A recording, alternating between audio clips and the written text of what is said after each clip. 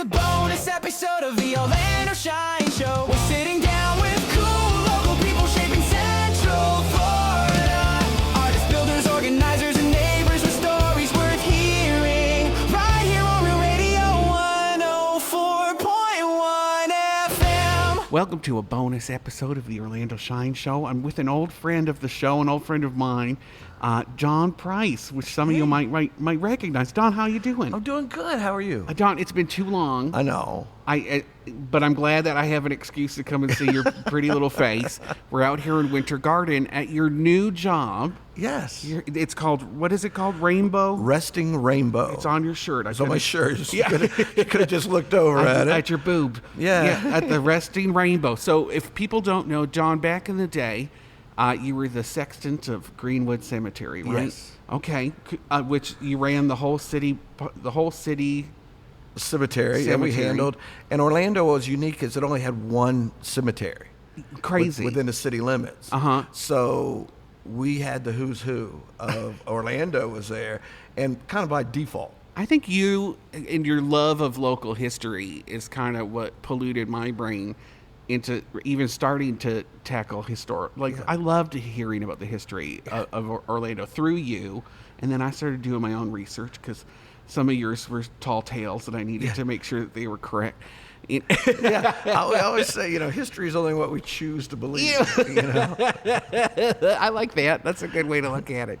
But you ended your tenure there, and you became like a professional sandwich spokesperson for a hot minute, right? Yep. For Jersey Mike's. Jersey Mike's, because you were friends with one of the owners. And he sold the franchises out. Oh, okay. And so once he did that, then we kind of went. Still very close with him. Okay. But yeah, he sold them out. We built them up to a point that they were all profitable, and he sold all of his franchises. I love that. So that was the blip in your resume. But now, most importantly, here you are at Resting Rainbow, which is a pet crematorium service. Yes. Okay. We do pet memorialization and aftercare. So I went from people to pets. Which how weird was that for you? Was it weird at all? Did it just feel correct for you? It felt correct. People love their pets. And a strange story I like to kind of push around at times is I lost my dog Jetta. Okay. And my dad in the same week. Oh my gosh. So in the same week I lost my dog and my dad. I miss my dog more. Because you saw your dog every day. Every day. Yeah. And the dog would wag his tail when you got home. The dog relied on everything. Dog slept at your feet. Everything in your world revolved around the dog. The dog, you were everything to that pet. Did you find when you were trying to deal with that grief, was it different talking about the grief for your dog versus the grief for your dad when you were trying to communicate with people? Not really to a point. It gets hard because when it comes to pets, there's a routine. When I take her out before we went to bed, she always went and sat on the couch for about 20 minutes, and then she'd hear her feet come across the floor and she'd climb up into bed. And this was like every single night. And then when that stopped, you're like, wait a minute, what's the happening? Absence of that. It's the quietness and the absence. I'll be honest, that's when our last dog passed away. Knowing that if you dropped something on the floor, you weren't going to hear that exactly on the floor as they came up to eat it. The cheese tax. Yeah, there was nobody there to collect. No. And that was hard. You got to bend over and clean it up yourself. So not only did I have to do something, I was missing someone collecting that cheese tax. Yeah. Do you think that do you think that pet loss isn't treated the same way as human loss? Yeah, I do. Pet loss is unique. It all depends on the person. You still have the people that would just bury in the backyard. And then you have people that have such an emotional attachment that they want to keep that spirit with them.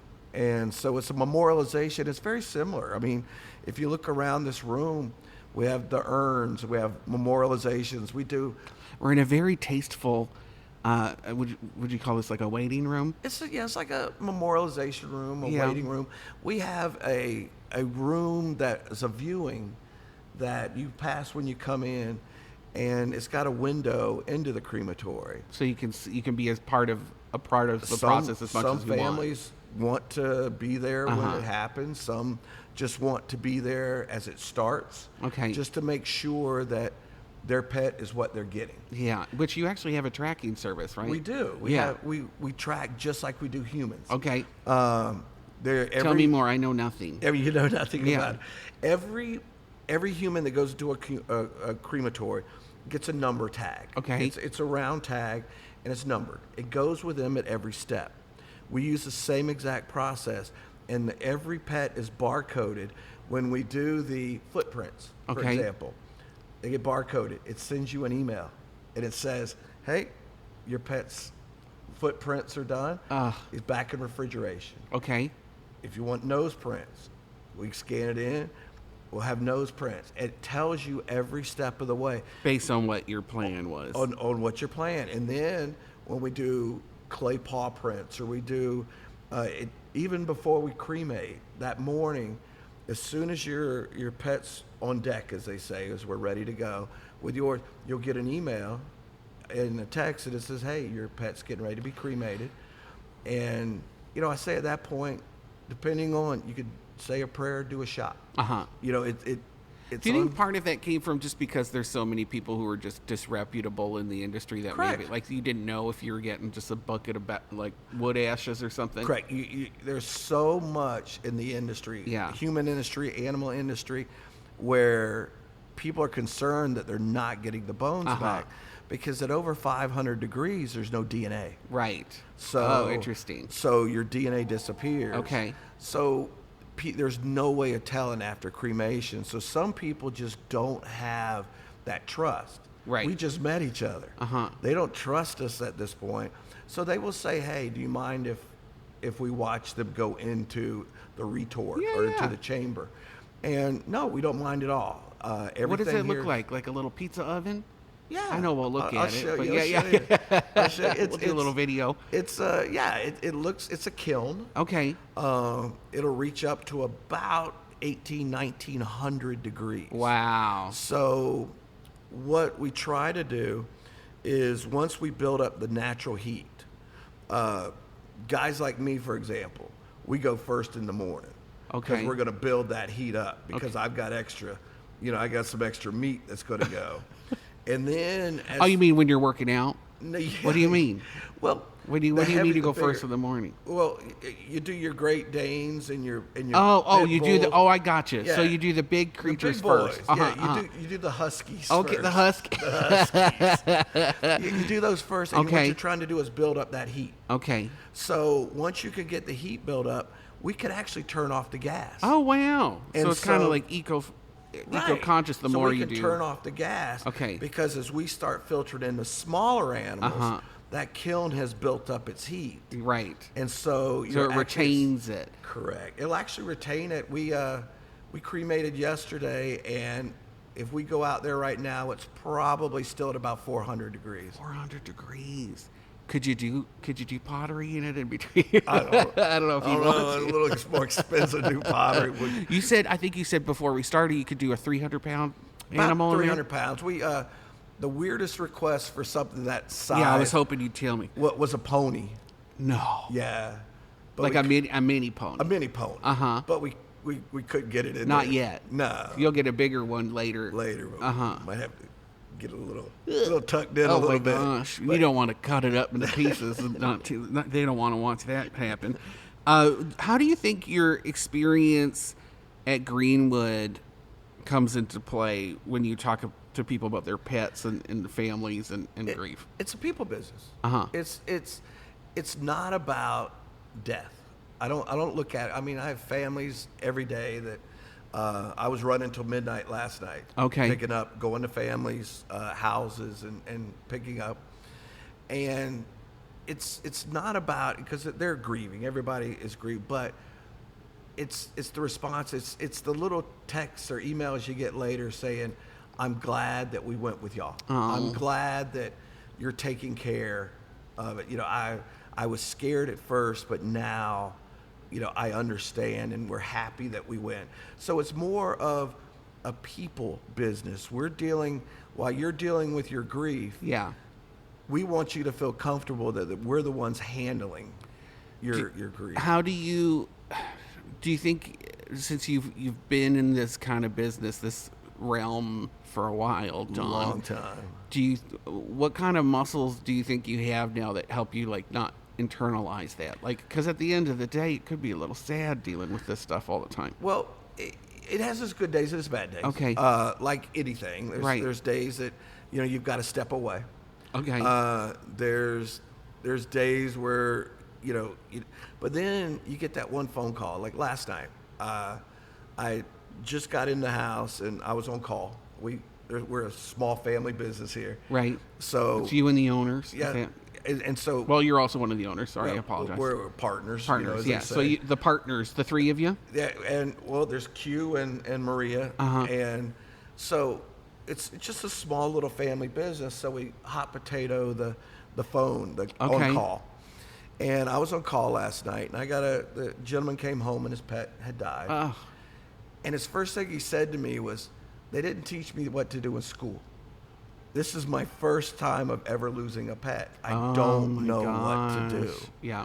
So it's Can you that- walk through those steps? What do you do? Well, if you come in, I always say, keep your pet cool. Okay. Keep your pet cool. A lot of people will get a little freaked out that rigor is starting to set in. Okay. But rigor's temporary. It's not, but it's part of the process. Humans go through it. We had a lady in the other day. Rigor's just when they get stiff. They start getting stiff. Yeah.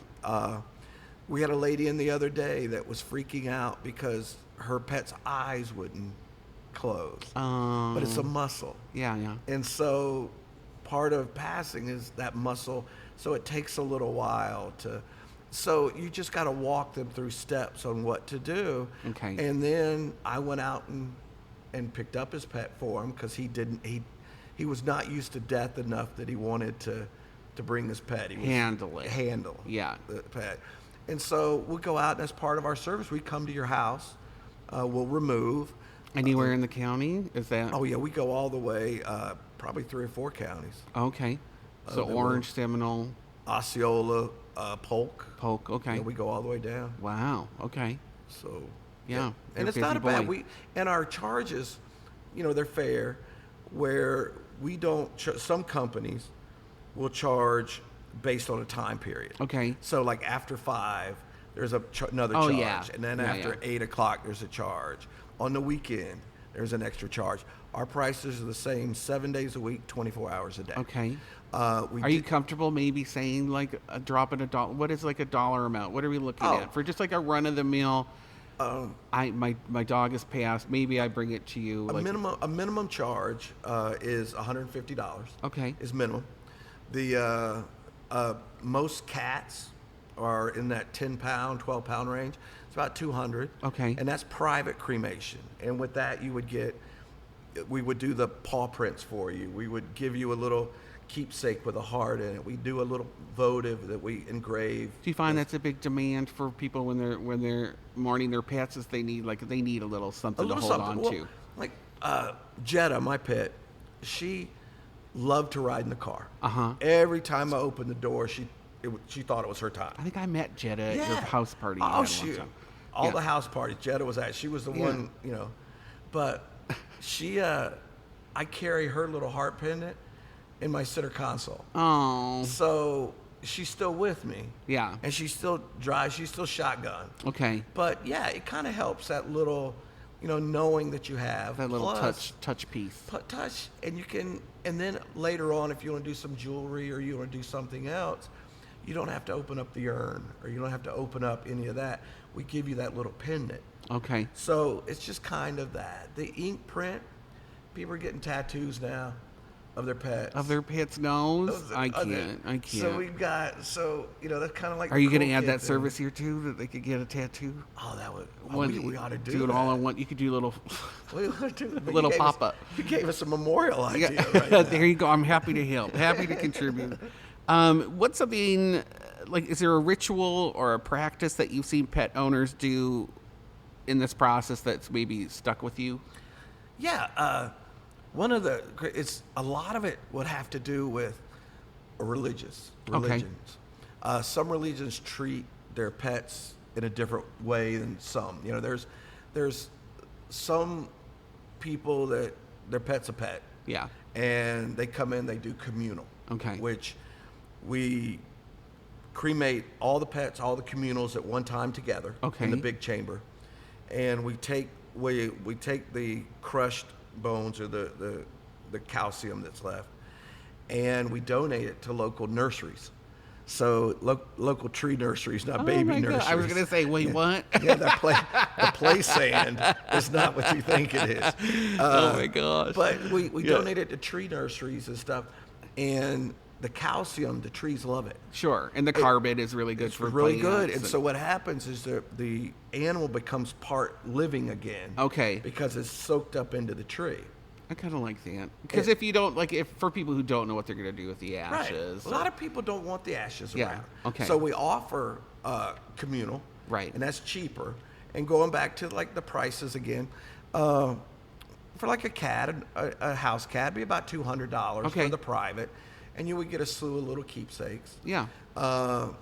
Then about every 25 pounds, Cute little urn to put it in. we increase. Uh-huh. So, a 250-pound dog, which is a big dog, Yeah. run you about $300 for a private. Okay. Or a bad boyfriend, 250 pounds. Yeah. Okay, noted. I don't want any keepsakes. What do you think the strangest, and through the years, is there like a really weird question that's ever stood out for you? Like when people are going through this process or trying to figure out what to do with their dog? Like has anything... Oh yeah, there's always the strange questions. You've seen a lot of crud. I'm not going to cuss, but you've seen a lot of stuff in your life, Don. Oh yeah. Yeah. Yeah. I don't. It's weird. I mean, this week alone we did. I think we cremated a little over 50 this week. Wow. There was a ferret. Okay. There was 2 gerbils. 2 gerbils. We had an iguana. Okay. We had a Great Dane. Okay. Was the iguana really dead, or did it just freeze out of a tree? No, it was really dead. Really dead. But we did have a roadkill squirrel one time that someone had brought in. And they just didn't want it. Well, they wanted to honor it. They wanted to honor it. They didn't want to leave it on the side of the road. Oh my gosh. But, so we kind of, you can't really say we're going to take your roadkill, because everybody would bring us their roadkill. That's the county's issue. That's not our issue. Not your issue. So y'all, if you find a squirrel or if you hit a possum, don't bring it to Don. I will charge you. Because if not, you'll bring me the next one and the next one and the next one. There's going to be a charge.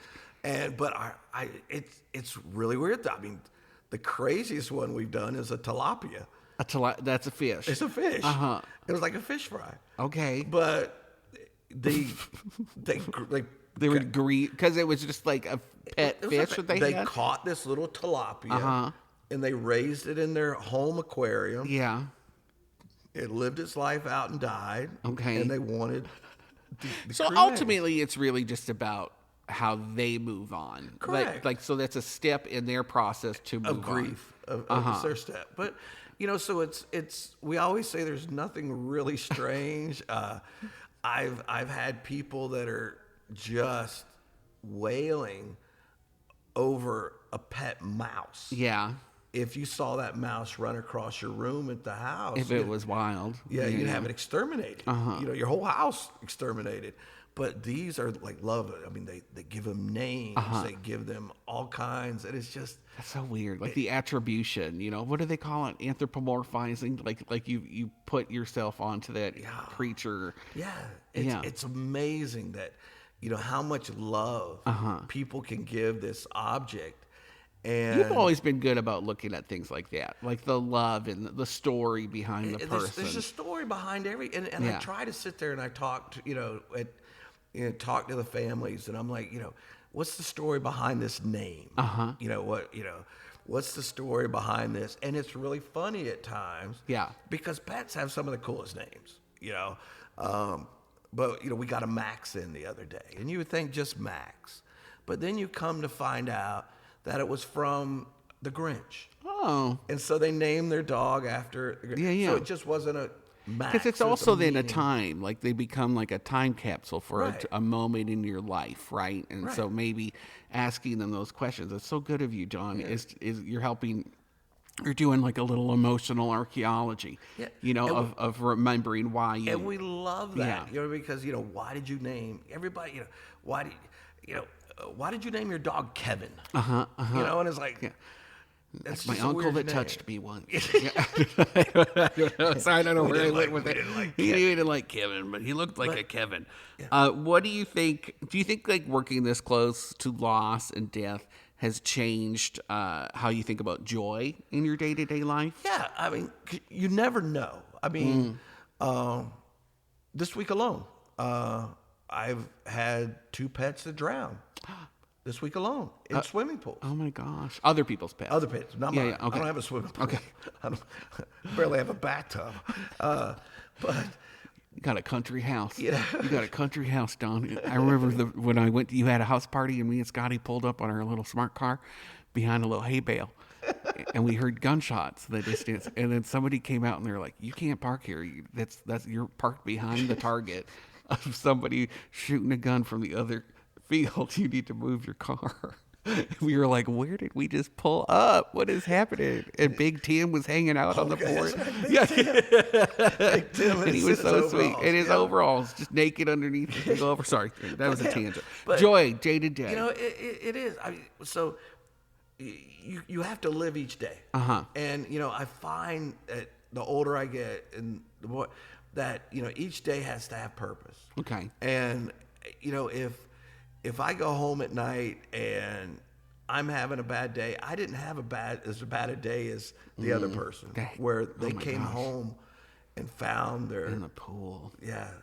beloved pet in a pool. It just, and you know, days change just like that. So And context. just Yeah. and you know, even that, you know, you try to get the story out of them. It's crazy. Do you if someone's putting off memorializing a pet because they think maybe it's like silly or like too much, what would you tell them, Don? It's up to them. I mean, Yeah. I really would. We did last week. I did 3 freezer pets. Okay. One was almost 2 years old. They just had it in the freezer for They 2 had years. it freeze, but it was their time that they had decided that, you know, they were going to let their pets go. That's how I found. I'm sorry, random. You're talking about stories. We had a dog sled team, and Winston was our lead sled dog, and he passed in the winter. We couldn't bury him in the winter, Right. so he was in the freezer, and I didn't know. And I went down to get, it's where we kept our blueberries. We'd go pick wild blueberries every year, and he was in the blueberry freezer. He was curled up in a little ball. It's right next to our cookie sheets full of frozen blueberries, and I still remember as a kid seeing that and being like, "What the hell is happening? Oh my gosh, Winston's in the freezer!" And Dad was like, "Oh, I should have put him in a bag." Like, yeah, you should have. You should have. bag We've that been thing. eating these blueberries, Dad. What is wrong with you? Yeah, So yeah, so- freezer pets. Yeah, you know, so Because you said keep them cold. keep them cold. Yeah. And so they'll but they had them for years. Uh-huh. And all of a sudden they said, you know what? This is the day. This is the day I'm going to move on. Yeah. And, you know, we've had pets that have been previously buried. That they bury in the backyard. And then maybe they had to move the house or something. Or they're going to move and they want, or they just can't get over that thought of it being there. of it being there. Oh my gosh, So like the bring telltale it heart? up and bring it here. Okay. And Gosh, what's that like? Is it just bones at that point? it all depends. If it, you know, Oh, if- Dawn. it all depends. I hope they're in a box or something. Sometimes, yes. Oh but gosh, are you the guy that has to put it in the oven?